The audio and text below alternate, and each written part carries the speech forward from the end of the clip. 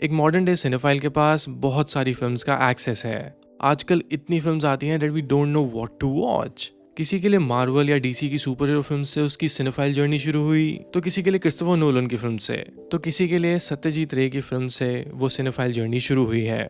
But all this is popular stuff. मैं बात करना चाहूंगा कुछ हिंदी फिल्म्स की जो आपको एज अ सिनेफाइल बेटर बनाती है।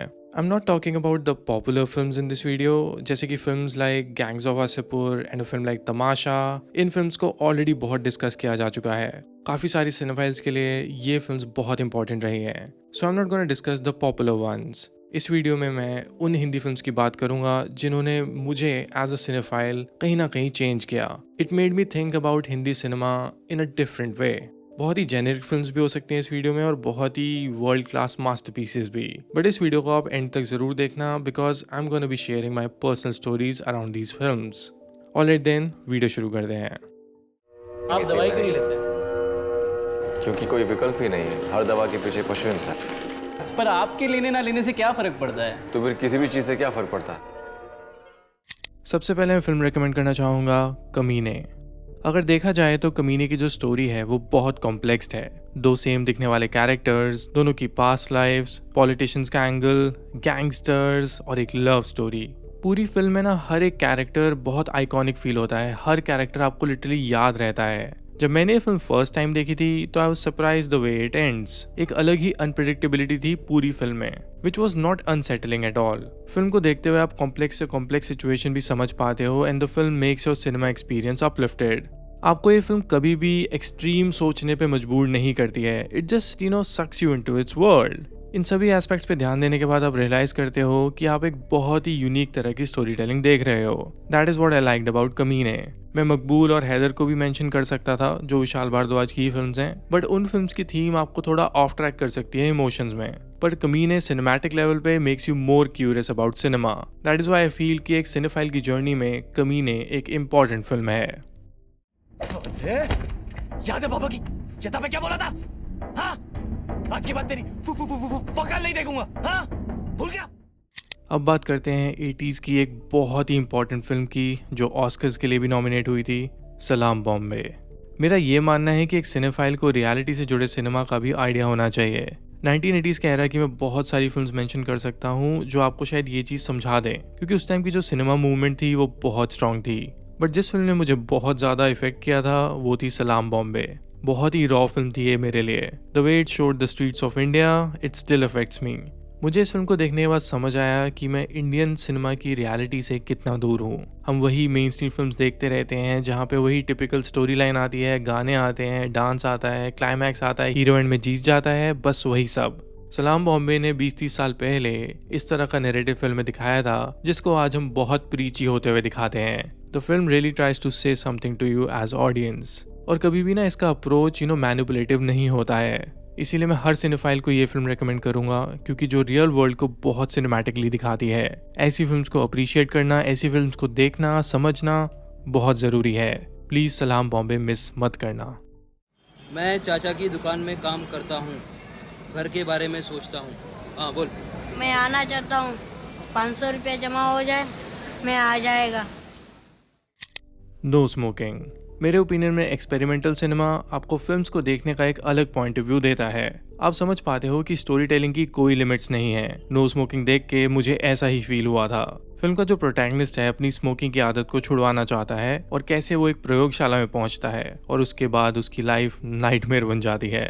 नो स्मोकिंग में जो दुनिया दिखाई गई है वो बहुत ही अलग है। हिंदी सिनेमा में रेयरली इस तरह की वर्ल्ड बिल्डिंग देखने को मिलती है। एक ऐसी वर्ल्ड बिल्डिंग जो आपको एक बुरे सपने की तरह फील होती है कि आप इससे कभी भी यहाँ से निकलना चाहोगे।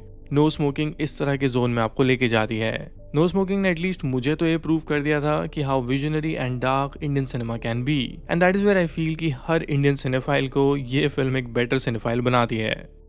कैसे छुड़वाते? सर पे बंदूक रख के?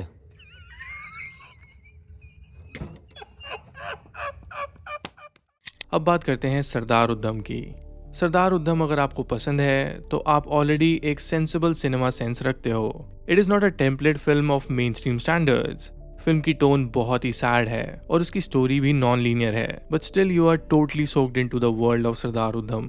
For new generation cinephiles I highly recommend watching Sardar Udham closely. हम इस तरह की पेट्रियाटिक फिल्म्स नहीं बनाते हैं और ना ही हमारे ज़्यादातर फिल्म मेकर्स में इस तरह का विजन है। सरदार उधम को देखते हुए आप बहुत ही पर्सनली इफेक्ट होते हो। एक सिनेफाइल की जर्नी में फिल्म्स को पर्सनली फील करना बहुत ज़रूरी है। कुछ मोमेंट्स उस फिल्म की आपके साथ रह जाती है and it really changes you और effects you as a person. So that is why I believe कि सरदार उधम एक सिनेफाइल लेवल पे बहुत ही स्ट्रॉन्ग फिल्म है, जिसको आप जितनी बार भी देखोगे आपको एक नई लेयर ऑफ सिनेमा देखने को मिलती है। I know you're not a killer. You've never killed anyone before in your life. What happened that day? What changed you? Now let's talk about this amazing film, Ship of Theseus. If you have already seen this film and it's one of your favorites, then I think as a cinephile your journey has been quite good. Ship of Theseus एक anthology film है और इस film में आपको 3 कहानियां बताई जाती हैं अलग अलग थीम्स पे। Ship of Theseus basically is a film for me that is beyond a film. It literally questions my inner morality. जब मैंने इसको पहली बार थिएटर में देखा था and I was like very fortunate enough to watch it in the theaters, तो मैं film खत्म होने के बाद 10 मिनट उधर ही बैठा रह गया था और मैं सोच रहा था कि मैंने अभी एक्सपीरियंस क्या किया है। एक तो फिल्म इतनी सरियल लगती है, ऐसे लगता ही नहीं कि मैं कोई इंडियन फिल्म देख रहा हूँ। फिल्म की जो एक टोनैलिटी है वो बहुत ही अलग है इंडियन स्टैंडर्ड से। I highly recommend every cinephile to watch this film. Also अगर आप एक एस्पायरिंग फिल्म मेकर हो जिसको लगता है कि इंडियन सिनेमा कुछ एक्स्ट्रॉर्डनरी बना ही नहीं सकता, then please you must watch this film. If all the discarded parts were used to build another ship, which of the two, if either, is the real ship of Theseus? Now the last film in the video is Pyaasa. देखो as a cinephile हम ignorant नहीं हो सकते हमारी classic films को लेके। Since I am talking about Hindi films, so Pyaasa एक बहुत ही इंपॉर्टेंट फिल्म है किसी भी सिनेफाइल के लिए। 90s-50s में इस तरह के नैरेटिव पे फिल्म बनाना and the way this film was shot काफी ahead of the time film थी। गुरुदत्त ने ही फिल्म में एक्टिंग की थी और उन्होंने इस फिल्म को डायरेक्ट किया था। प्यासा हर एस्पेक्ट में एक वर्ल्ड क्लास फिल्म है। एक सिंपल सी स्टोरी के through it talked about the journey of an artist in our society. मुझे इस फिल्म को देखने के बाद रियलाइज हुआ कि हम 50-60 साल पहले भी वर्ल्ड सिनेमा को कम्पीट कर रहे थे। So cinephiles I highly recommend you to watch Pyaasa. अगर आपको ये फिल्म पसंद नहीं भी आती है दैट इज ओके, बट प्यासा is a very important film for cinema discourse. मुझे किसी इंसान से कोई शिकायत नहीं, मुझे शिकायत है समाज के उस ढांचे से जो इंसान से उसकी इंसानियत छीन लेता है। ऑलराइट देन, वीडियो खत्म करते हैं। ये तो थी वो हिंदी फिल्म्स जो आपको एज अ सिनेफाइल चेंज करती हैं, ऑब्वियसली फॉर गुड रीजंस। ऐसी मैं और भी हज़ारों फिल्म्स मेंशन कर सकता हूँ, बट आई थॉट कि मैं वो फिल्म्स आपको बताऊँ जिन्होंने मुझे as a cinephile at least Hindi cinema में तो चेंज किया। आप भी मुझे कमेंट करके ज़रूर बताना कि वो कौन सी फिल्म्स थी जिसको देख के आपका विजन हिंदी सिनेमा को लेके चेंज हो गया था, जिसको देख के एज अ सिनेफाइल आप फिल्म्स में इंटरेस्टेड होने लगे। Films were not just entertainment for you, they became something so personal. Comment करके ज़रूर बताना, मैं सभी कमेंट्स पढ़ता हूँ और मैं चाहता हूँ कि कमेंट सेक्शन अच्छी अच्छी रिकमेंडेशंस और मेमोरीज से भरा हो। So please do drop your comments. Alright then, this is Vishal signing off. I see you in the next video. Till then, keep watching Film Companion Local for more videos like these.